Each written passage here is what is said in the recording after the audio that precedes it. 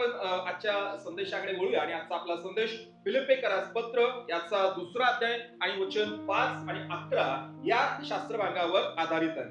तर मला असं वाटतं की 5 नंबरच्या वचनापासून आपण सुरुवात करूया. तिथे असं म्हटलंय, अशी जी चित्तवृत्ती ख्रिस्त येशूच्या ठायी होती ती तुमच्याही ठायी असो. पौल नावाचा लेखक फिलिप्पे येथील मंडळीला पत्र लिहित आहे आणि त्यांना काही बोध करत आहे. आणि तो बोध करत असताना पहिली गोष्ट तो इथं सांगतो, अशी जी चित्तवृत्ती ख्रिस्त येशूच्या ठायी होती ती तुमच्याही ठायी असो. म्हणजे असं काहीतरी येशूकडे आहे ते तुमच्याकडेही पण असावं, अशी पौलाची अपेक्षा. आणि मला असं वाटते ही गोष्ट फार जनरल आहे, नाही का? कधी कधी एखादी गोष्ट जी माझ्याकडे असते तुम्हाला वाटते की ती तुमच्याकडे असावी, तुमच्याकडे एखादी काहीतरी गोष्ट असते मला वाटते ती माझ्याकडे असावी. तुमच्या मित्रांनी कधीतरी तुम्हाला असं सांगितलं असेल. एकदा मला आठवतं की मी एक टी शर्ट घातलं होतं आणि एक व्यक्ती आला आणि म्हटला, अरे वा किती छान टी शर्ट आहे, मला पण असं पाहिजे, कुठे मिळते? म्हणजे माझं टी शर्ट पाहून त्याला वाटलं, अरे माझ्याकडे पण तसं असावं. माझी गाडी पाहून एक व्यक्ती म्हणाला, तुम्ही गाडी कुठून घेतली, तिचा एव्हरेज काय, मला देखील तशी गाडी घ्यायची. आणि पुरुष असतील आणि स्त्री असतील, आपण सगळेच जण अशा प्रकारच्या चर्चा करतो आणि कधी कधी आपल्याला वाटते की ही गोष्ट त्या व्यक्तीकडे आहे ती माझ्याकडेही असावी. आणि कारण काय, ती गोष्ट काहीतरी चांगली असणार आहे. मला वाटतं स्त्रिया देखील डिस्कस करतात की नाही, ते कानातलं चांगलं आहे, नाकातलं चांगलं आहे, ती गळ्यातली चेन कुठून आली मग त्याला स्पर्श करून बघणार, त्याचा भाव विचारणार. का त्यांना ते हवं आहे, का हवंय, ते काहीतरी चांगलं आहे. म्हणजे स्त्री असतील किंवा पुरुष असेल, आपण बऱ्याच वेळेला अशी अपेक्षा करतो जे दुसऱ्याकडे आहे तर ते आपल्याकडे असावं. आणि असे विचार करणं किंवा अशी मानसिकता असणं हे काही चुकीचं नाही, जर गोष्टी चांगल्या असतील तर. आता इथं संत पौल इथं सांगत आहे फिलिप्पीतील मंडळीला आणि तो म्हणतो, असं काहीतरी येशूकडे आहे जे तुमच्याकडे पण असायला पाहिजे. पण प्रभू येशूकडे काय आहे? सत्ता, संपत्ती, बल, आणखी असं काही आहे का हो की जे आपल्याकडे असायला पाहिजे, असं तो सांगतो. तर इथं फार सुंदर आहे आणि तो म्हणतो, अशी जी चित्तवृत्ती ख्रिस्त येशूच्या ठायी होती. इथे तुम्ही स्क्रीनवरती बघू शकता, अशी जी चित्तवृत्ती ख्रिस्त येशूच्या ठायी होती ती तुमच्याही ठायी असो. Praise the Lord, praise the Lord. काय म्हणतो, अशी जी चित्तवृत्ती. पण आता या चित्तवृत्ती या शब्दाकडे जर आपण थोडं बारकाईने पाहिलं तर मला वाटतं काहीच लक्षात येत नाही. हे समजलं येशूकडे काहीतरी आहे ते आपल्याकडे असायला पाहिजे, पण ही चित्तवृत्ती काय भानगड आहे, ती कुठे मिळणार? मला तर पाहिजे, येशूकडे होती, मला पण हवी आहे, पण ती मिळणार कुठे? आणि मला असं वाटतंय की चित्तवृत्ती हा जो शब्द आहे जरा साहित्यिक झाला आणि बऱ्याच वेळेला तो आपल्याला समजत नाही. सर्वसाधारण वाचकांना तो समजतच नाही. बाकीचं सगळं समजते की येशूच्या काही चित्तवृत्ती होती ती आमच्या काही असावं, हे इथपर्यंत ठीक आहे. पण ही चित्तवृत्ती म्हणजे नक्की काय, तर त्यासाठी आपल्याला पवित्र शास्त्राची वेगवेगळी भाषांतर वाचणं गरजेचं आहे. ज्यावेळेस आपण पवित्र शास्त्राची वेगवेगळी भाषांतर वाचतो तर त्यावेळेला आपल्या लक्षात येते चित्तवृत्ती म्हणजे नक्की काय. कारण की आपण जर वाचून ठरवलं, यस यस प्रभू माझी पण ही प्रार्थना आहे की तुझ्या ठाई जी चित्तवृत्ती आहे ती माझ्या ठाई असावी. पण ही चित्तवृत्ती म्हणजेच काय, तर चित्तवृत्ती म्हणजेच मनोवृत्ती. काय चित्तवृत्ती म्हणजेच काय, मनोवृत्ती, मानसिकता. आपण करू त्याची मानसिकता ठीक नाहीये, त्याची मानसिकता चांगली आहे. म्हणजे येशूची जशी मानसिकता होती तशी तुमची आणि माझी मानसिकता असायला पाहिजे. आणि दुसरं, विचार करण्याची पद्धत. वाव किती छान, किती सोपं भाषांतर केलेलं आहे. मग मला सांगा, प्रभू येशू ख्रिस्त ज्या पद्धतीने विचार करतो तशाच पद्धतीने तुम्ही विचार करा, असं संत पौल सांगतो. किती सोपं आहे, नाही का? आता प्रभू कोणत्या पद्धतीने विचार करत असतील विचार करा. प्रभू येशू या पृथ्वी तलावरती होते तर त्यास त्यांचे विचार नकारात्मक आहे असतील की सकारात्मक असतील? What you think? काय वाटतं तुम्हाला? सकारात्मक असणार आहे. त्यांची विचारसरणी नेहमी करता चांगलीच होती. काही वर्षांपूर्वी एक मी स्टिकर आणलं होतं बाजारातून आणि त्या स्टिकरवरती लिहिलं होतं WWJD, WWJD. आणि मग मी माझ्या जुन्या घरामध्ये माझ्या दरवाजावरती ते लावलं होतं आणि जेव्हा जेव्हा आम्ही आत जायचो तेव्हा ते बघायचं WWJD. व्हॉट डज दॅट मीन? याचा अर्थ काय? What would Jesus do? म्हणजे येशू जर या स्थितीत असता तर येशूने काय केलं असतं? ज्यावेळेस तुम्ही आणि मी एखाद्या समस्येमध्ये अडकतो, परिस्थितीमध्ये अडकतो, तर त्यावेळेला आपण चुकीचे निर्णय घेतो. बऱ्याच वेळेला असं होऊ शकतं. पण त्याच वेळेला हा दुसरा जर विचार आपल्या डोक्यात आला, अरे ठीक आहे, आता आपण असं कल्पना करूया, या स्थितीमध्ये जर प्रभू येशू असते तर त्यांनी काय केलं असतं? समजत आहे का सगळ्यांना? अशी जी चित्तवृत्ती ख्रिस्त येशूच्या ठाई आहे ती तुमच्या आणि माझ्याही ठाई असावी. चित्तवृत्ती म्हणजे मनोवृत्ती. चित्तवृत्ती म्हणजे काय, त्याला आपण मानसिकता म्हणू शकतो. चित्तवृत्ती म्हणजे विचार करण्याची पद्धत. आज आपल्याला दिवसेंदिवस चांगलं आणि चांगलं करायचं आहे. कालच्या स्टडीमध्ये मी सांगितलं, we need to become better not bitter. Better मध्ये अधिक चांगलं, बिटर म्हणजे कडू. आजचे विश्वासणारे बेटर बनत आहेत का? मी दिवसेंदिवस बेटर बनत आहे का? नाही. तर मग मला तपासणी केली पाहिजे. माझा पालक कोण आहे? मी कोणत्या मंडळीला जातो? मी कोणतं बायबल वाचतो? हे सगळं तपासणं गरजेचं आहे. डॉक्टरांकडे मी जात आहे, मला काहीतरी आजार आहे समजा, आणि मग डॉक्टर काहीतरी गोळ्या देतात आणि मी बरा होत नाही, तर मला तपासणं गरजेचं आहे की डॉक्टर माझी तपासणी व्यवस्थित करत आहेत की नाही, का मी चुकीच्या डॉक्टरांकडे गेलो. आज आपण विश्वासणारे म्हणून दिवसेंदिवस बेटर आणि बेटर होणं गरजेचं आहे. मग मनोवृत्ती, विचार करण्याची पद्धत, दृष्टिकोन, त्याला काय म्हणायचं? एका भाषांतरामध्ये म्हटलंय, येशूचा जसा दृष्टिकोन आहे तसा तुमचा दृष्टिकोन असू द्या. किती छान. काय असणार हो येशूचा दृष्टिकोन? अर्थातच तो सकारात्मक असणार आहे, अर्थातच तो चांगला असणार आहे. आणखी एका ठिकाणी म्हटलंय माइंडसेट ऑफ जीसस, इंग्रजी भाषांतरामध्ये. दुसऱ्या भाषांतरामध्ये ऍटिट्यूड, त्याची ऍटिट्यूड वेगळी आहे. येशू ख्रिस्ताची ऍटिट्यूड कशी होती? ही अशी ऍटिट्यूड होती जी सगळ्यांना हवी हवी होती. लय ऍटिट्यूड आला बघा त्या, म्हणजे आपण काय म्हणतो, त्याचे ऍटिट्यूड चांगलं नाहीये, त्याचा संपूर्ण स्वभाव, त्याचं आचरण, त्याचं वर्तन हे चांगलं नाहीये. आणि एका ठिकाणी म्हटलंय स्वभाव. म्हणजे आता तुमच्या लक्षात आलं काय? समजलं सगळ्यांना? हातवरती करा ज्यांना समजलं. काय म्हणते बायबल? अशी जी चित्तवृत्ती ख्रिस्त येशूच्या ठाई होती ती तुमच्याही ठाई असावी. चित्तवृत्ती म्हणजे काय? येशूचा असा स्वभाव होता, येशूचा असा दृष्टिकोन होता, येशूची अशी ऍटिट्यूड होती, त्याची विचार करण्याची पद्धत होती, त्याचा माइंडसेट होता. बायबल सांगतं की तो माइंडसेट तुमचा आणि माझा असायला पाहिजे. बऱ्याच वेळेला आपण टीकेत जातो आणि फक्त आपल्याला ते blessing blessing blessing blessing blessing blessing blessing फक्त ब्लेसिंग हवे आहे. पण मी तुम्हाला सांगतो, एखादी मंडळी जर सारखं सारखं त्या ब्लेसिंगच्या पाठीमागे लागत असेल तर मला वाटते ती पवित्र शास्त्रापासून भरकटलेली मंडळी आहे. मंडळीचा उद्देश काय माहितीये का? मंडळीचा उद्देश आहे आपल्या सर्व सभासदांना, आपल्या सर्व देवाच्या लेकरांना ख्रिस्तासारखं बनणं, हा मंडळीचा उद्देश. प्रेज द लॉर्ड म्हणू शकता का तुम्ही? आमेन म्हणू शकता का? हो, येस, असंच आहे. आमेन. देवाच्या मंडळीसाठी देवाचा असलेला उद्देश असा आहे की तुम्हाला आणि मला ख्रिस्तासारखं बनायचंय. काय तुमचा उद्देश? काय तुम्ही त्या मंडळीला का जाताय? बायबल सांगते की देवाचा तुमच्यासाठी माझ्यासाठी असलेला उद्देश असा आहे की येशूच्या ठाईची चित्तवृत्ती होती तर ती तुमच्या आणि माझ्या ठाई असायला पाहिजे. आता एका भाषांतरामध्ये मनोभाव, हा हिंदीमध्ये मनोभाव, स्वभाव, प्रभु यीशु मसीह का जैसा स्वभाव था वैसा आपका स्वभाव होना चाहिए. Okay, praise the Lord. किती सुंदर आहे. म्हणजे पवित्र शास्त्र आपल्याला सांगतं की गोष्टी ह्या बाहेरून नाही तर त्या आतून बदलतात. बरं, आता येशू ख्रिस्ताच्या ठाई बायबलमध्ये स्पष्ट सांगितलंय, अशी जी चित्तवृत्ती ख्रिस्त येशूच्या ठाई होती ती तुमच्याही ठाई असायला पाहिजे. परंतु पवित्र शास्त्र सांगतं की प्रभू येशू ख्रिस्त देवाच्या स्वरूपाचा असूनही प्रभू येशू ख्रिस्त देव आहे. देव होता नाहीये. प्रभू येशू ख्रिस्त देव आहे, तो देव होता, आहे आणि असणार आहे. येशू ख्रिस्त होऊन गेला असं नाहीये, तर तो आहे. कारण की तो म्हणतो काल, आज आणि उद्या युगानुयुग काय आहे? सारखाच आहे. तो देवाच्या स्वरूपाचा होता. पण असं असून देखील तिथं पुढे काय म्हटलेलं आहे?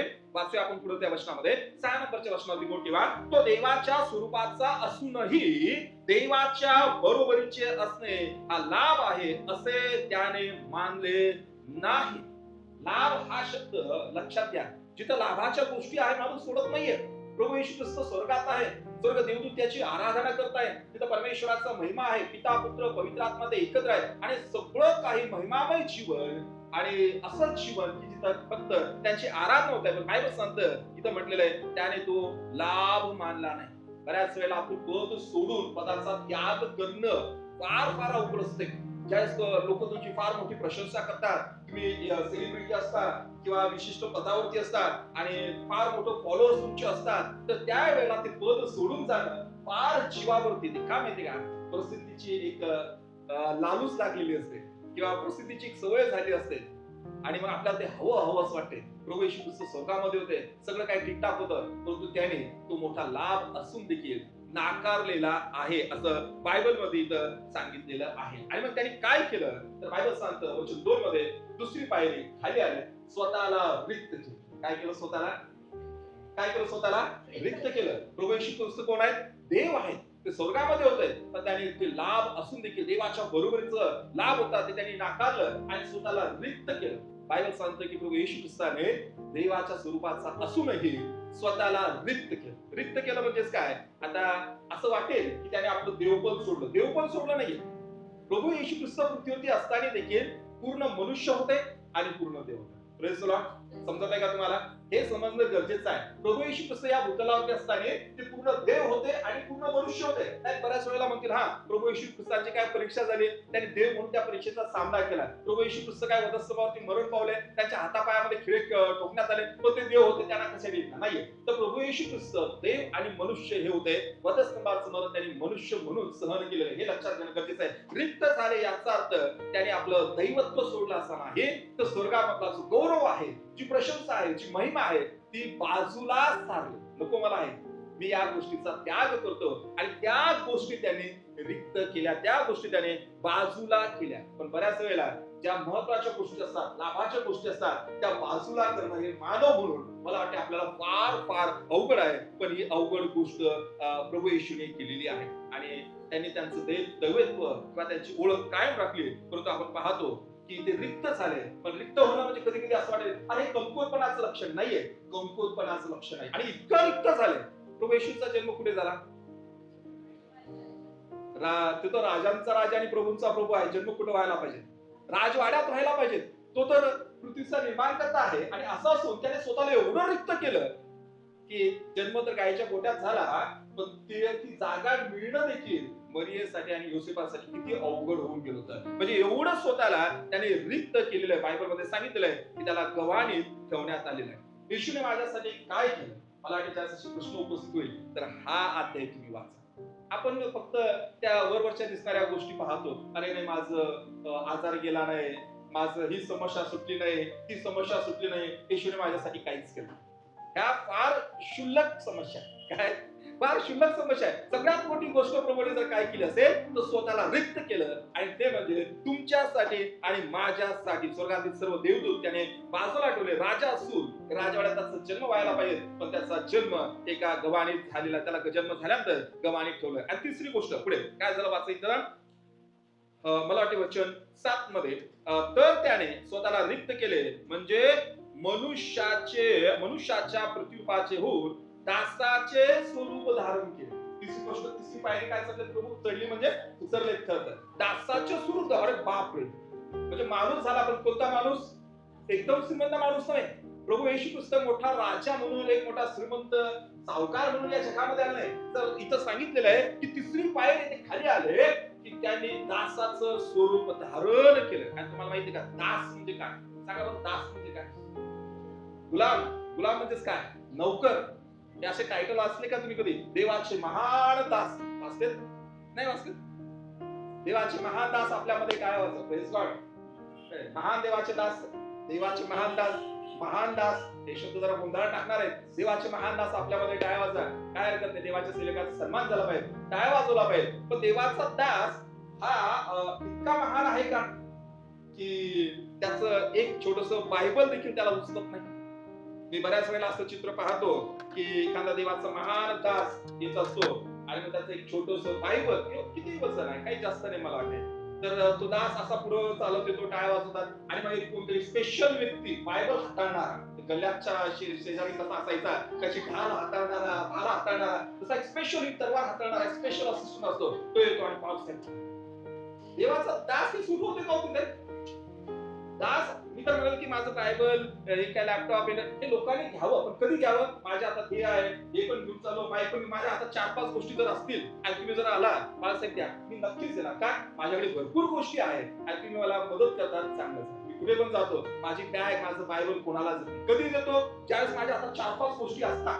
तर त्याच ठीक आहे, आता 4-5 गोष्टी घेऊन जाणं अवघड आहे, ठीक आहे, मग तुम्ही एक घेऊन जा, मी दुसरी घेऊन जातो. नेहमी करता लक्षात ठेवा, दास या शब्दानुसार जगणं हे अनेक सेवकांना थोडंसं अवघड आहे. तो इथं सांगितलं त्याने स्वतःला रिक्त केलं, दासाचे स्वरूप धारण केलं. आणि हा काळ रोमी लोकांचा काळ होता. त्या काळामध्ये दास म्हणजे अगदी तुच्छ, त्याला स्वतःच्या इच्छाच नाही, स्वतःच्या इच्छेने तो जगू शकत नाही. दुसऱ्यांच्या इच्छेनुसार जगणारा तो दास आहे, आणि अगदी त्याला तुच्छ आणि तुच्छ लेखलं जायचं. म्हणजे कसल्या प्रकारचा आदर, सन्मान, त्या व्यक्तीला प्रेम काहीच मिळायचं नाही. हे दासाचं रूप ख्रिस्ताने तुमच्यासाठी आणि माझ्यासाठी प्रियानो धारण केलेलं आहे. समजणं गरजेचं आहे की ख्रिस्ताने माझ्यासाठी काय केलेलं आहे. अगदी गुलाम तो झाला, तो एवढा नम्र झाला, एवढा नम्र झाला. बायबल मध्ये मला एक वचन वाचूया, ते तुमच्या लक्षात येईल. काढा कोणी तरी जवान पुरुषपत्वान याचा 13वा अध्याय आणि वचन 3. जवान पुरुषपत्वान याचा 13वा अध्याय आणि वचन 3. येस, आता इथं फक्त एवढंच आहे की प्रभू येशू ख्रिस्त काय म्हणतात, हे सगळं मला देवाने दिलेलं आहे. म्हणजे सगळ्या जगाचा मालक दास झालेला आहे. पटा लागलं का तुम्हाला? म्हणजे एखाद्या मोठ्या कंपनीचा मालक स्वतः त्या कामगारांचा ड्रेस घालून कंपनीमधलं जे काही काम असेल, झाडू मारण्याचं असेल किंवा काहीतरी रिपेअर करण्याचं असेल ते करताय. हे दृश्य दिसायला कसं दिसतंय? प्रभू येशूचं हे जे सगळं दृश्य आहे ते त्यापेक्षा फार महान आहे.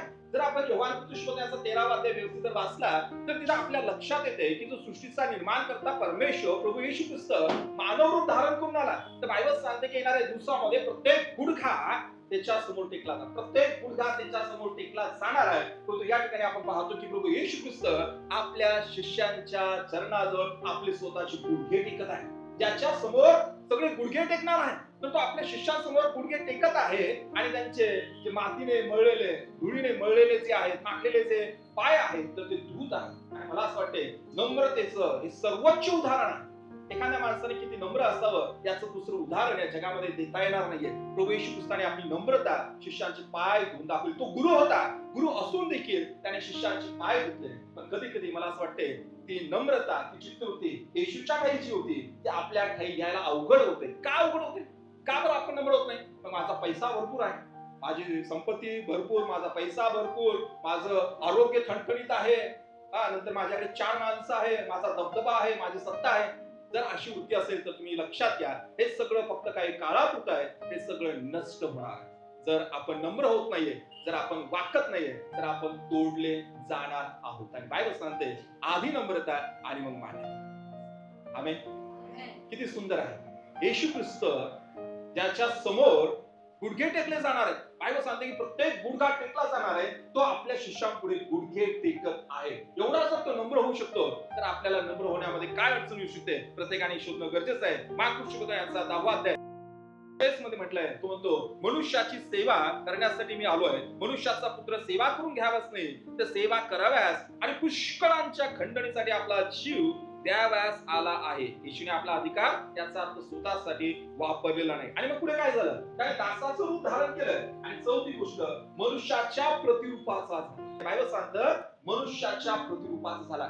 ही गोष्ट मला फार आश्चर्यचकित करणारी ठरली. ज्यावेळेस मी वाचलं, माझं बायबल तर असं सांगतं की या सृष्टीच्या निर्माणकर्त्या परमेश्वराने असं म्हटलं की चला आपण, म्हणजे पिता, पुत्र आणि पवित्र आत्मा म्हणाले, चला आपण काय करूया, आपल्या स्वरूपाचा म्हणजे आपल्या प्रतिमेचा आपल्याशी सदृश असलेला मनुष्य निर्माण करू. आणि बायबल मध्ये असं म्हटलेलं आहे की तो देवाच्या प्रतिरूपाचा असा निर्माण झालाय. ज्या परमेश्वराने मानवाला स्वतःच्या प्रतिरूपाचं निर्माण केलं, तोच परमेश्वर, तोच प्रभू तुम्हाला आणि मला वाचवण्यासाठी मानवाचं रूप धारण करत आहे. मनुष्याचं प्रतिरूप त्याने धारण केलं. किती मोठी गोष्ट आहे की त्याने मानवाला निर्माण केलं, पण त्या मानवाने काय केलं? त्याच्या विरुद्ध पाप केलं, त्याच्या विरुद्ध बंडखोरी केली. आणि त्याला वाचवण्यासाठी तोच परमेश्वर त्याच माणसासारखा झाला, त्याने मनुष्याचं रूप धारण केलं. मनुष्याला वाचवण्यासाठी मनुष्य बनणं हे अत्यंत आवश्यक होतं. हेच प्रभूने इथे दाखवलं. Praise the Lord. समजत आहे सगळ्यांना? त्याने मनुष्याचं प्रतिरूप धारण केलेलं आहे. फार इंटरेस्टिंग आहे. निर्माण करता निर्मितीमध्ये आलेला प्रभू येशू ख्रिस्त या जगामध्ये आले, तर या जगामध्ये येण्याचा त्यांचा उद्देश अगदी स्पष्ट होता. आणि एवढं मनुष्याचं प्रतिरूप त्यांनी धारण केलं. आणि कसं धारण केलं तर पुढची स्टेप इथं सांगितलेली आहे. फक्त धारण केलं नाहीये तर ते मनुष्याप्रमाणे आढळले, किंवा सोप्या शब्दामध्ये मनुष्य प्रकृतीची झाली. माणूस होणं ठीक आहे, माणूस व्हायचं म्हणून मी माणूस झालो असं नाहीये, तर त्याने मनुष्य प्रकृतीचे झाले. याचा अर्थ काय? एक वचन वाचलं पाहिजे. इब्री लोकांपत्र याचा 2रा अध्याय आणि वचन 17 हे वाचूया. पण ते समजून घ्या. प्रभू येशू ख्रिस्त माणसासारखा हसला. तुम्हाला वाटते का प्रभू हसला नसेल? की जरा वाटते प्रभू हसले? कुठे लिहिलं असं की प्रभू येशू हसले नसते? अर्थातच हसले असणार, कारण की ते माणूस. बायबल तर सांगते की आनंद करा. आनंद करणारा परमेश्वर जर आनंद केला नसेल तर जरा ऐकायला ते व्यवस्थित वाटत नाहीये. तर अर्थातच प्रभू येशू हसले असणार आहे, त्याने आनंद केला असणार आहे. प्रभूने गाणं गायलं, पण आठवते का तुम्हाला? गाणं गायलं कुठे लिहिलंय? गेत्सेमने बागेमध्ये जात असताना ते गीत गात गेले आणि तिथं देखील प्रभूने गाणं गायला असेल. प्रभू रडलेत का हो? प्रभू येशू नुसतं रडलेत. प्रभू येशूला झोप लागली का हो? लागली. प्रभू येशू थकले का हो? थकले. थकवा आला ना त्यांना, त्यामुळे तो देव होता म्हणतो थकला असेल, थकवा आला. त्यांना भूक लागली का? हो भूक लागली. तहान लागली का? हो तहान लागली. त्यांना मानसिक त्रास झाला का? हो झाला. शारीरिक त्रास झाला का? झाला. त्यांना वेदना झाल्या का? झाल्या. का? कारण की तो मनुष्य होता. एकाच वेळेला तो मनुष्य होता आणि एकाच वेळेला तो देव देखील होता. आणि सुंदर सुवचनी सांगितलंय की प्रभू येशूला तुमच्याबद्दल आणि माझ्याबद्दल सगळं माहिती आहे. काय वाचा बरं प्लीज तिथे. आपल्या बंधू सारखा तो झाला. कधी कधी आपण हो तुम्हाला काय माहितीये किती काम करावं लागतं. एखादा व्यक्ती जो ऑफिस मध्ये काम करतो, एसी आहे त्याच्याकडे, थंडगार एसी मध्ये काम करतो आणि तो जर एखाद्या शेतकऱ्याला लेक्चर देत असेल, कसलं काय करायचं असते, थकायचं थोडी असते, बघा मी कसं काम करतो, 8 तास काम करतो, 12 तास काम करतो आणि काय सगळे सारखं सारखं फुरफुर लावता, एवढं काम आहे तेवढं काम आहे. तर तो शेतकरी काय म्हणेल, बाबा तुला माहितीये का काम काय असते तर. आणि हा एसी मध्ये बसणारा ऑफिसर त्याचं शेतकऱ्याचं दुःख समजू शकणार का? नाही समजू शकणार. कारण की त्याने कधी शेतकरी म्हणून शेतामध्ये गेला नाही, त्याने नांगरणी केली नाही, पेरणी केली नाही, उन्हातानामध्ये त्याने काम केलं नाही. पण शेतामध्ये काम करणं काय असतं, शेतामध्ये कष्ट काय असतात ते त्याला समजणार नाही. कधी समजेल? ज्यावेळेस 2-4 दिवसाची सुट्टी काढेल आणि एखाद्या शेतामध्ये जाईल, तो स्वतः काम करेल, तर त्यावेळेस त्याला लक्षात येईल की अरे हात दुखतात, पाय दुखतात, ऊन लागते, चक्कर येते, भूक लागते, ह्या सगळ्या गोष्टी त्याला समजतील. प्रभू येशू ख्रिस्ताला तुमचं दुःख समजत नाही का? तुमच्या डोळ्यात आलेल्या अश्रू त्याला दिसत नाही का? दिसतात. का दिसतात? कारण की त्याच्याही डोळ्यात अश्रू आले की नाही? तुम्हाला भूक लागते, तहान लागते, आपल्याला काळजी वाटते, त्यालाही काळजी वाटते. माणसाला ज्या ज्या गोष्टी जाणवतात त्या सगळ्या त्याला जाणवल्या. आणि मग कधी असं म्हणू नका देवाला काय माहिती माझं दुःख, देवाला काय माहिती वेदना म्हणजे काय असतात. काय वेदना असतात ते तुम्ही देवाला प्रश्न विचारताय? नका विचारू. हा शास्त्रभाग नेहमी करता लक्षात ठेवा.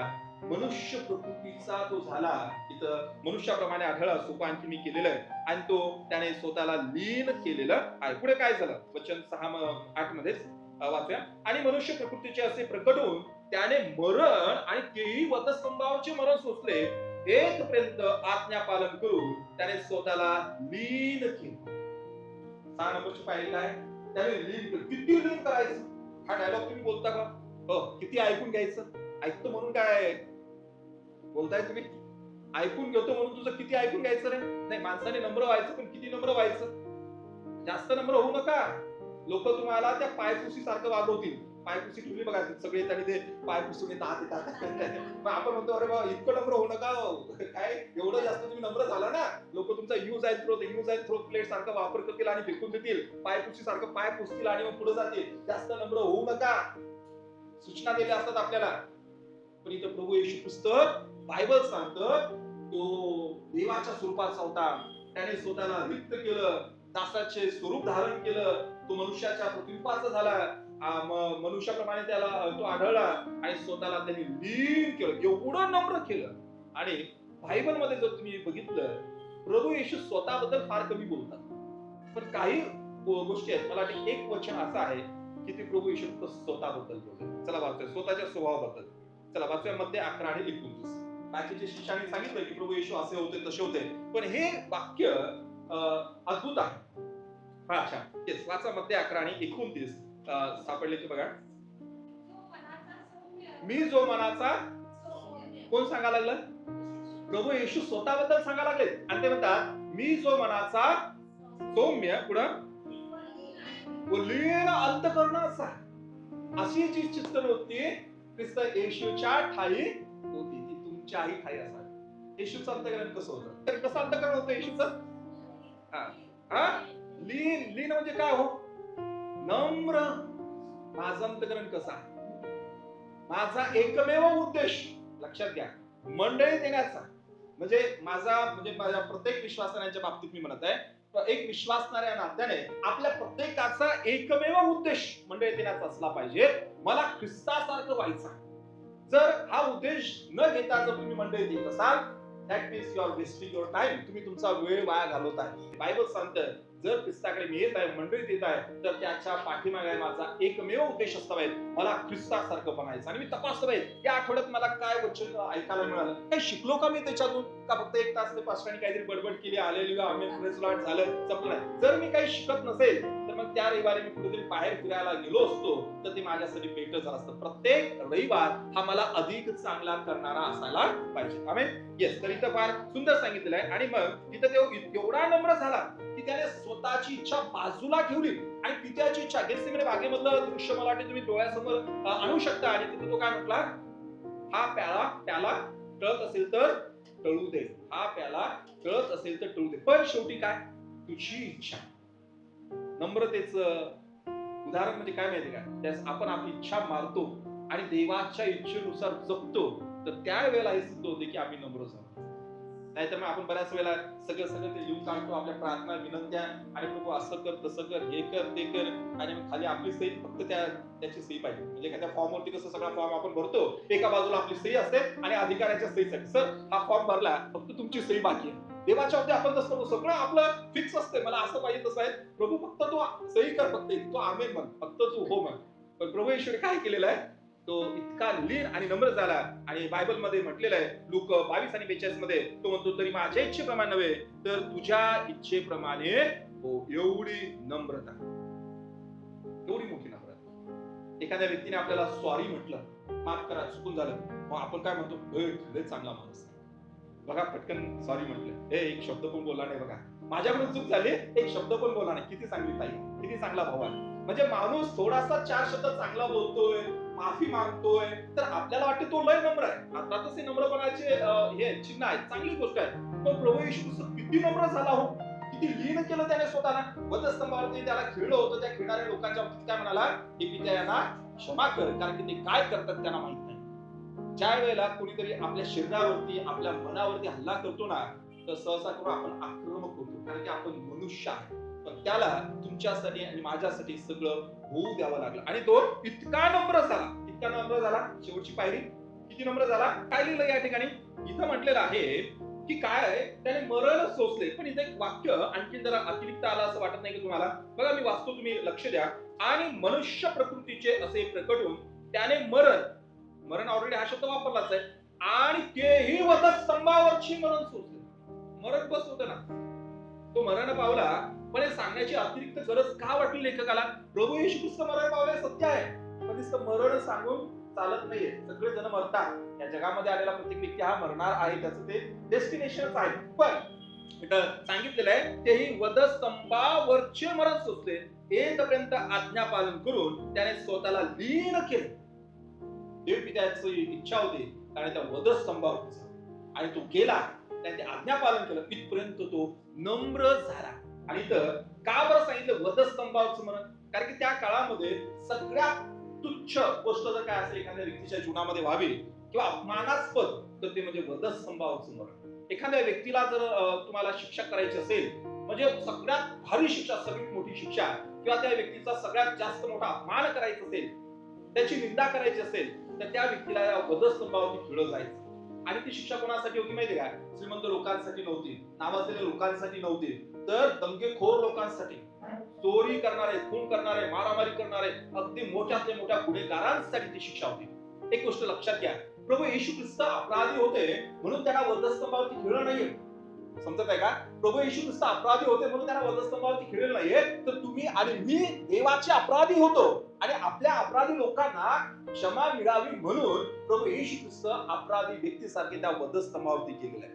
आणि आपण देवाला धन्यवाद दिला पाहिजे, प्रभूला धन्यवाद म्हटलं पाहिजे की प्रभू होय, माझ्यासाठी मी अपराधी होतो आणि मला क्षमा व्हावी म्हणून तू माझी जागा घेतलेली आहे. आणि हेच सत्य आहे, आणि हे मला आणि तुम्हाला समजणं गरजेचं आहे. शेवट, सगळ्यात खालचा शेवट एखाद्या व्यक्तीसाठी जर नम्र व्हायचं असेल, तर त्यासाठी ते वधस्तंभाचं मरण होतं. अगदी शेवटचा अपमान, सगळ्यात करून केवढा अपमान करणार तुम्ही एखाद्या व्यक्तीचा, तेवढा मोठा अपमान त्या काळातला म्हणजे वधस्तंभावरचं मरण, आणि ते त्याने सोसलं. जाणारे येणारे डोकी डोलत होते, त्याला चिडवत होते, तू असं म्हटला तसं म्हटला, देवाचा पुत्र असेल तर खरोखर खाली ये, मंदिर तू काय मोडणार होता, तू काय तयार करणार होता, तर सगळं ते बोला लागले, त्याला चिडवा लागले, पण तो खाली येऊ शकला नाही. काय खाली येऊ शकला नाही, तुमच्यामुळे आणि माझ्यामुळे. तो येऊ शकला असता, पण त्याने एवढी नम्रता दाखवली. समजत आहे काय सांगते बाई, अशी जी चित्रवृत्ती ख्रिस्त येशूच्या ठाई होती, तीच तुमच्या आणि माझ्या इथे असेल.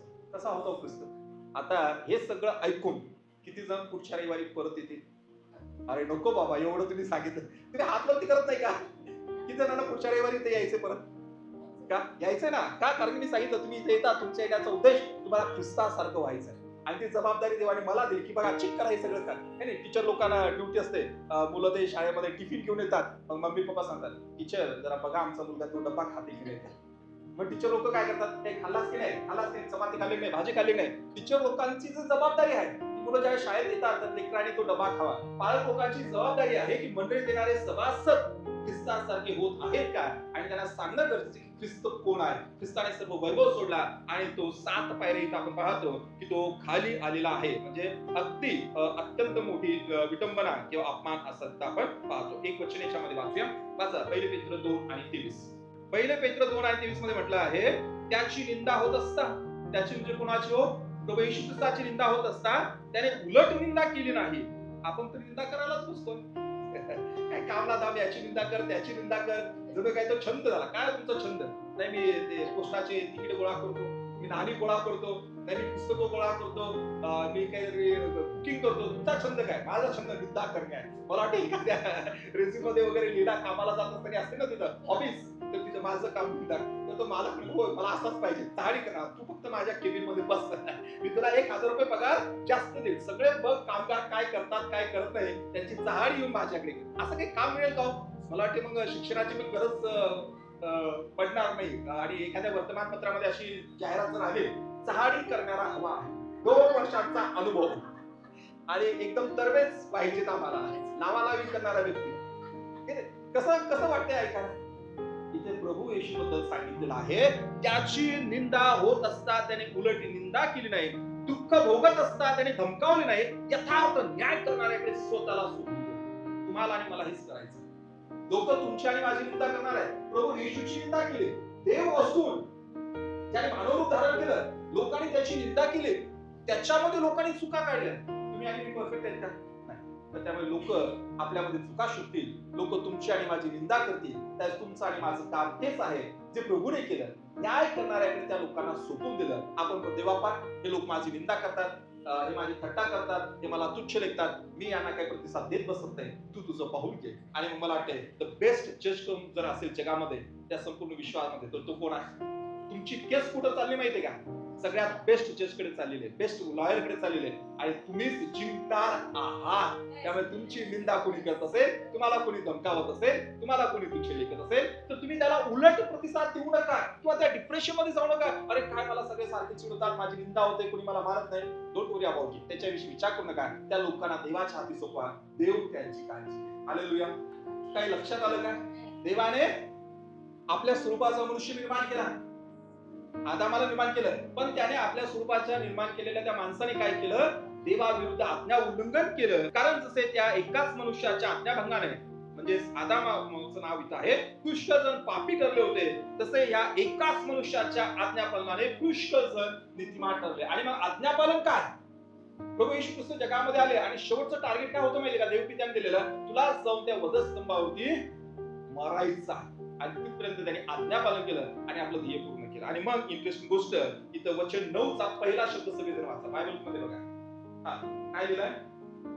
बस बस कोणता शब्द आहे? कशामुळे? या म्हणजे कशामुळे? या किती गोष्टी आहेत? या 7 गोष्टी केल्यामुळे या 7 पायऱ्या खाली चढला आणि यामुळे देवपित्याने प्रभू येशूला अत्युच्च केलं. अत्युच्च हा शब्द एका भाषांतरामध्ये माझ्याकडे इथं बायबल होतं तिथंच वाचतं आणि फारच उंच केलं असं म्हणतं. प्रभू येशूला देवपित्याने काय केलेलं आहे? फारच उंच केलंय. आणि कसं उंच केलंय?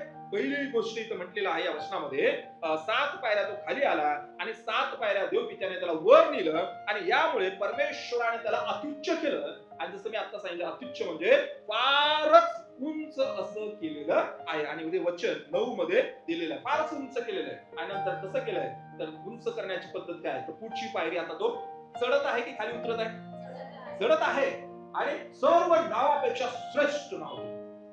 आज अनेकांचं नाव आहे, तुम्हाला कोणते ओळखते का? नाही ओळखत? ओळखत असेल की आता आमचे बंधू अमोलला ओळखतात की? काहीतरी लोक असतीलच, 100, 200, 300, 1000, काहीतरी लाख लोक नसतील ओळखत, पण काही लोक तरी ओळखतात की नाही? नाव आहे. त्यांच्या गावामध्ये जावा म्हणा, अमोल खोत इथं राहतात का? नाही हो, आम्ही माहित नाही, अमोल खोत नावाचा माणूस नाही. कुठं गावात गेल्यावरती वेशीवरती जर विचारलं तर त्यांना माहित नसेल, पण यांचं घर जर गावाच्या कोपऱ्याला असेल, जसं जसं जवळ जाल त्यांच्या गल्लीचं, अमोल भाऊ तिथे राहतात, हो हो अमोल भाऊ, काय नाव आहे, पहिचान काय त्यांची, नाव आहे. लोक आपल्याला आपल्या नावाने ओळखतात, कमी लोक ओळखतील, पण एक नाव आहे ज्याला सगळेच ओळखतात, ते नाव आहे येशू. सर्व नावापेक्षा श्रेष्ठ नाव. आज अनेक लोकांचं नाव आहे, आज जगामध्ये होऊन गेलेले अनेक महान लोकांना आपण ओळखतो, पण अजूनही काही लोक आहेत की त्यांना ओळखत नाहीत, अशी स्थिती आहे. परंतु बायबल सांगतं की हे असं होणार आहे की एकही व्यक्ती असा नसेल की ज्याला येशू म्हणजे कोण ते माहित नाही. सर्वश्रेष्ठ नाव त्याला दिले आणि त्याचं नाव येशू, याचा अर्थ आहे तारण, आणि त्याचं नाव म्हणजे तारण आहे, त्याच्या नावात क्षमा आहे, त्याच्या नावामध्ये अधिकार आहे. ओके, आणि हे एवढं नाव त्याला दिलेलं आहे. ओके, पुढे आणखी देवी त्याला वरती दिलं आणि काय म्हणलंय, येशूच्या नावाने प्रत्येक गुडघा टेकला जावा. Hallelujah, hallelujah. या 7 गोष्टी, 7 पायऱ्या तो खाली उतरला, आणि माझं बायबल सांगते यामुळे देवाने त्याला अत्युच्च केलं, देवाने त्याला श्रेष्ठ नाव दिलं. येशूच्या नावाने आता प्रत्येक गुडघा टेकला जाणार. गुडघा टेकण्याचा अर्थ काय माहितीये का, सरेंडर. गुडघा टेकण्याचा अर्थ असा आहे, आम्ही होय तुझं प्रभुत्व मान्य करतो. ज्यावेळेस प्रभू येशू ख्रिस्त या जगामध्ये आले त्यावेळेस त्यांचं प्रभुत्व लोकांनी मान्य केलं नाहीये. अरे तू कोण प्रभुत्व, आम्ही तुला प्रभू म्हणून मानत नाहीये. ज्यावेळेस ते ऑफर दिली, बरब्बा तुम्हाला पाहिजे की येशू पाहिजे, त्यावेळेस लोक म्हणाला बरब्बाला सोडा, बरब्बाला सोडा. त्यावेळेला लोकांनी त्याचं प्रभुत्व मानलं नाही, पण एक दिवस येणार की प्रत्येक गुडघा हा त्याच्या समोर टेकला जाणार आहे. मला वाटते तो दिवस येणारच आहे. पण आज जगामध्ये जे कोणी लोक देवाचं वचन ऐकतात त्यांनी पश्चाताप केला पाहिजे आणि आपले गुडघे त्याच्या समोर टेकले पाहिजेत, त्यांचं तारण होणार आहे. जर आता मी गुडघे माझे टेकत नाहीये तर पुढे काय होईल मला माहित नाही. आणि बायबल सांगते प्रेषित 4 आणि 12 की आपलं तारण होईल असं दुसरं कोणतंही नाव या आकाशाखाली किंवा पृथ्वीवरती दिलेलं नाहीये. आणि मग प्रत्येक गुडघा, आणि कुठे कुठे हे गुडघा टेकला जाणार आहे, त्याची व्याप्ती कुठे असणार आहे, फक्त आपल्या गावापुरती, आपल्या मंडळीपुरतं. जसं मी एक उदाहरण दिलं, एखाद्या भावाला किंवा एखाद्या बहिणीला कोण ओळखतो तुम्हाला, फक्त गल्लीतले लोक ओळखतात, तुमच्या कामाच्या ठिकाणचे लोक ओळखतात. मला कोण ओळखते, मला माझ्या गल्लीतले काही लोक ओळखतात, माझ्या कामाच्या ठिकाणचे लोक, किंवा ज्या लोकांच्या संपर्कात मी ते लोक मला ओळखतात. सगळं जग ओळखते का मला. मी जर एखाद्या गल्लीमध्ये गेलो, गावातला आणि सांगा माझं नाव काय, कोण येसू बाबा, कुठून आला आणि तुझं नाव काय सांगायचं, कोणी ओळखत नाही मला. लक्षात घ्या, तशी माझी ओळख काही नाही, फक्त काही लोक ज्यांच्या संपर्कात मी तेच लोक तुम्हाला ओळखतील, तिथं मग रिस्पेक्ट देतील.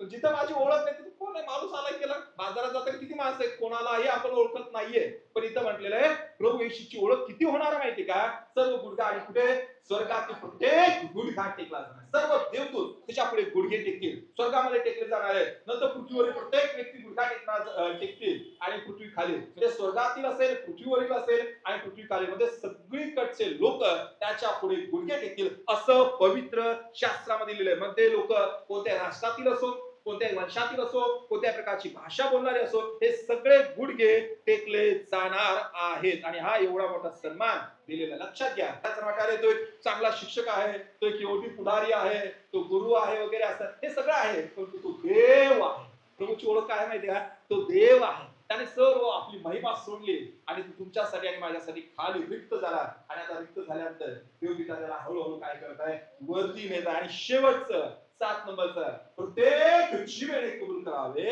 येशू ख्रिस्त आहे. हालेलुया. कोणीच मानलं नाही, पण एक दिवस असा येणार आहे, ऑप्शनच नसणार आहे. ऑप्शन फक्त एकच बॉक्स आहे, option A and B. There is no option A and B. Option A तो स्टिक करायचा. लक्षात येते का, एकच ऑप्शन असणार आहे. आणि एवढा मोठा आशीर्वाद. आणि म्हणून आजच्या संदेशामध्ये आपण हे शिकलेलो आहोत की प्रभू येशू ख्रिस्ताने स्वतःला लीन केलं, आणि मग देव पित्याने त्याला अत्युच्च असं केलेलं आहे. तुमचं आणि माझं जीवन हे असं यू आकाराचं असतं पाहिजे. सगळं म्हणा यू. यू कसा असतो, असाच असतो की नाही.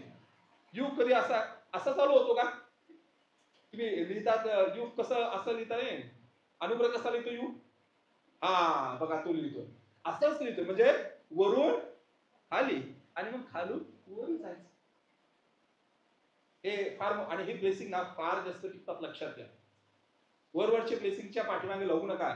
सखोल अशा शिक्षणात जाऊन देव पिता आपल्याला जे आशीर्वाद देऊ इच्छितो ना, त्याच्या पाठीमागे जाय.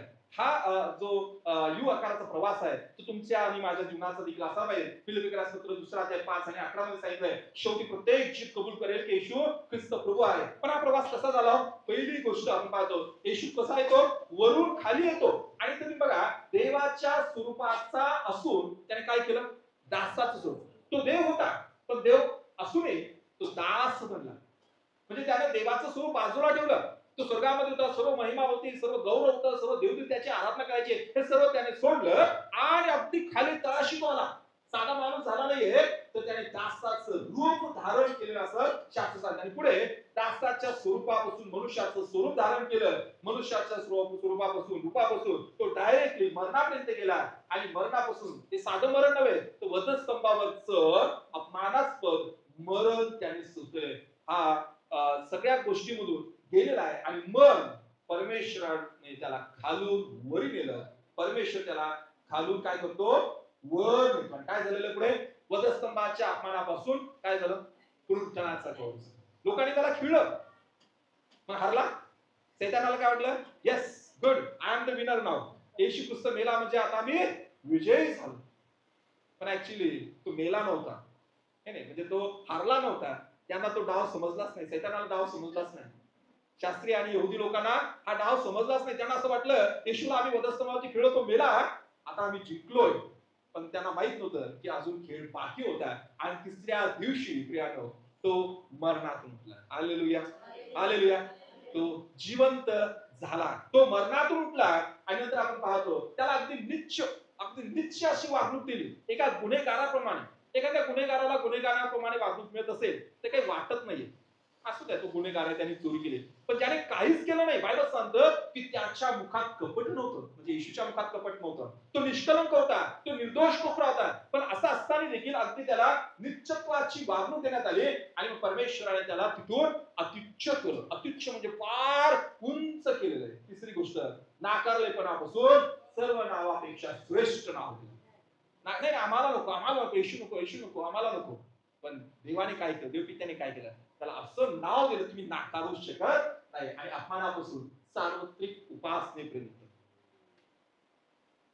सार्वकालिक उपासना कोणाची होणार आहे? प्रभू येशूची उपासना होणार. तर हा यू आकार मला वाटते तुमच्या आणि माझ्या जीवनाचा देखील भाग हवा. किती जणांना वाटते की तसं व्हायला पाहिजे? वाटते तुम्हाला? शेवटची 2 वर्ष वाचूया, जे अगोदर वाचलं होतं आपण. रोम 5 आणि 19 सांगितलं, कारण जसे त्या एकाच मनुष्याच्या आज्ञाभंगाने पुष्कळ जण पापी ठरले होते, तसेच या एकाच मनुष्याच्या आज्ञापालनाने पुष्कळ जण नीतिमान ठरतील. आणखी वेगळ्या पद्धतीने, सोप्या पद्धतीने तुम्हाला सांगतो, तुमचं आणि माझं तारण झालं त्याच्या पाठीमागे आहे प्रभू येशू ख्रिस्ताचा आज्ञापालन. समजत आहे का? तुमचं आणि माझं तारण झालं प्रियानो, त्याच्या पाठीमागे आहे प्रभू येशू ख्रिस्ताचं आज्ञापालन. जर प्रभू येशूने आज्ञापालन केलं नसतं तर तुमचं आणि माझं तारणच झालं नसतं. म्हणजे आज्ञापालनानंतर किती मोठी ब्लेसिंग आहे. त्याने आज्ञापालन केलं आणि संपूर्ण जगाचं तारण झालं. जगातील लोकांचं तारण होणं हा संपूर्ण जगासाठी, मानव जातीसाठी असलेला सगळ्यात मोठा आशीर्वाद आहे. म्हणजे आज्ञापालन मला आणि तुम्हाला आशीर्वादाकडे घेऊन जातंय, हे आपण समजणं गरजेचं आहे. तो जर म्हटला असता गेत्सेमने बागेमध्ये, देवपिता नाहीये, तू दुसरा पर्याय शोध आणि मी जाणारच नाही, ते वधस्तंभाचं क्रूर मरण मला नको आहे, तर मी तुम्हाला सांगतो तुमचं आणि माझं तारण झालं नसतं. तर त्यामुळे आज्ञापालन ही आशीर्वादाची चावी आहे. आणि ते आपल्याला खाली जाताना असं वाटतं की अरे मी खालीच चाललोय, पण देवपिता तुम्हाला आणि मला एक दिवस योग्य ठिकाणी घेऊन जात आहे. आणि एका व्यक्तीने आज्ञाभंग केलं, तो म्हणजे आदाम, आणि येशूने आज्ञापालन केलेलं आहे. आणि मग शेवटचं वचन आपण ते वाचूया आणि समजून घ्या या संपूर्ण संदेशाचा सार काय आहे. जर ख्रिस्त जो देव होता, त्याने देवाचा पुत्र बनून त्या जगामध्ये तुम्हाला आणि मला तारण्यासाठी वधस्तंभावरचं मरण सोसलं, तो जर नम्र होऊ शकतो तर मी का होऊ शकत नाही? नीतिसूत्रेमध्ये एक वचन आहे, तिथं म्हटलंय, गर्व मनुष्याला खाली उतरवतो, पण ज्याचे चित्त नम्र तो सन्मान पावतो. आमेन. आहे विश्वास? येस. वेगवेगळ्या प्रार्थना आहेत. कशासाठी प्रार्थना करायची? हजारो प्रार्थना आहेत. याच्यासाठी प्रार्थना करा, त्याच्यासाठी प्रार्थना करा. आपण प्रार्थना करूया, प्रभू मला खाली घेऊन जा. हो पास्टर, अशी प्रार्थना करू नका, लय कंटाळा खाली घेऊन जा. म्हणजे असं नाही तुमचा बिझनेस कमी व्हावा, तुम्ही नोकरी का पाय उतार व्हावं, असं मी म्हणत नाही. त्या अर्थाने प्रभू मला नाही, मला स्वतःला. म्हणजे खाली होणं म्हणजे आपला बिझनेस लॉस होणं, पगार कमी होणं, सगळं नाकामी होणं, त्याच्याविषयी मी बोलत नाहीये. स्वतःला खाली करणं, हे आत जे काही भरलेलं आहे ना, स्वतःला नम्र करणं. ही अशी प्रार्थना करूया की देव बापा मला तू नम्र कर. आणि पहिलं वचन फिलिप्पियरास पत्र याचा 2रा अध्याय आणि वचन 5, अशी जी चित्तवृत्ती प्रभू येशू ख्रिस्ताच्या ठाई होती तीच तुमच्या आणि माझ्या ठाई असते. वाटते का तुम्हाला? आपण अशी प्रार्थना करावी हे योग्य आहे का? बायबल नुसार आहे का? प्रभू येशू तुझ्या ठाईची चित्तवृत्ती होती तीच मला पाहिजे. आणि जर चित्तवृत्ती असेल, त्या 7 पायऱ्या खाली जाण्याची जर धमक असेल, म्हणजे हिंमत असेल, तर देव आपल्याला तिथं नेऊन ठेवणार आहे जिथं आपल्याला पाहिजे. म्हणजे आपण येशू ख्रिस्ताची बरोबरी करू शकत नाही, पण अर्थातच प्रभूने तुमच्यासाठी आणि माझ्यासाठी काहीतरी ठेवलेलं आहे, ज्यास आपण नम्रतेचं जीवन जगतो. काहीतरी आपल्याला गर्व असतो ना, तो बाजूला ठेवला आहे. बऱ्याच वेळेला लोकांना गर्व असतो, कशाचा असतो माहित नाहीये. पण मी तुम्हाला सांगतो, कोणत्याही गोष्टीचा तुम्ही गर्व बाळगा, ती गोष्ट तात्पुरतीच आहे. गर्विष्ठ लोकांचा नाश हा ठरलेला आहे. आणि बायबल सांगते गर्व मनुष्याला खाली उचलतो, पण ज्याचे चित्त नम्र तो सन्मान पावतो. प्रभू मला सन्मानित व्हायचं आहे. तुमची प्रार्थना तेच, प्रभू मला सन्मानित व्हायचं, पण सन्मानित होण्यासाठी मला नम्र झाला पाहिजे. काही गोष्टी आहेत माझ्याच असतात नाही ना, असं दुसऱ्यांना आपण बोट करू शकतो. माझ्या जीवनामध्ये काही गोष्टी आहेत ज्या मला नम्र होत नाही, त्या सगळ्या काढ आणि मला नम्रतेचं जीवन जगण्यासाठी मला सांगितलं.